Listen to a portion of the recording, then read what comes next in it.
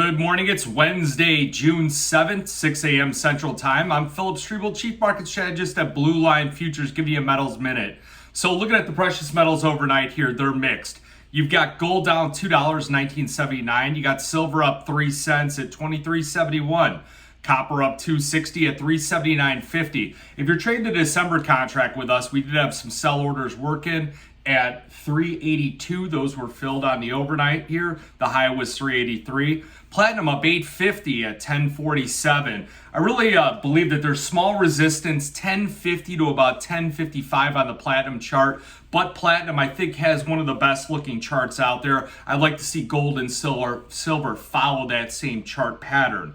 Overnight news and observations here. Yesterday we saw a bid on the 2-year note, and then the dollar index followed. There was a muted reaction on gold and silver. Those sold off on that type of rally on the dollar, on the 2-year note. Right now, we've got the dollar under some pressure. We got the 2-year note under some pressure, the yield on it. Let's see if gold can play catch up here and go on the black and get positive here throughout the day.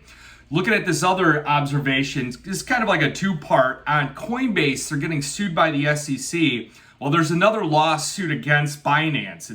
They said that $2.2 billion was at significant risk. Now, the point is on this, I'm not a big fan of the crypto market whatsoever, but I've noticed some liquidation coming out of Bitcoin and Ethereum. More on Bitcoin than Ethereum, but when they liquidate those assets need to find a home. Whether or not it's the NASDAQ, treasuries, gold, silver, it's going to go somewhere. Hopefully we can get something in the precious metals there and get a bid going on that.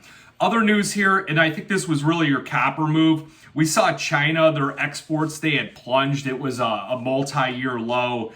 And China, 4 of their state banks cut their dollar deposit rates. I think that's what boosted that copper market, perhaps maybe a bit on the platinum. Silver now pushing up about 7 cents. So I really think that gold is probably going to go positive on this move. Other things that we're watching on crude oil, December crude oil below $70. We find value in it. 72.50 to 73, wherever this gap up was. I think we could refill that gap. We can go back to the upside. So that's another market that we're keeping an eye on here. Resistance, support resistance level, again on silver. I think it's 24.18 on the resistance. Break above there. I think it could really move higher. Downside support, 23.50, small support, 23.35, and then ultimately pocket support, 23 down to 22.90.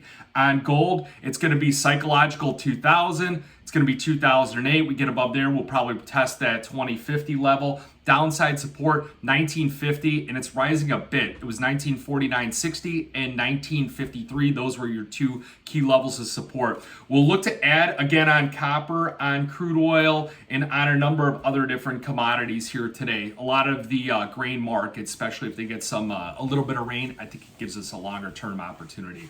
You got any questions? Give me a call, 312-858-7303. You want to check out our research here, go down into the body of this, click on show more. You'll be able to see the links to sign up for some of our research, and be sure to like and subscribe to our videos, as YouTube will send those out a notification when their new video is posted. Again, good luck, good trading. Remember, futures and option trading does involve risk loss, may not be suitable to all investors. Good luck, good trading.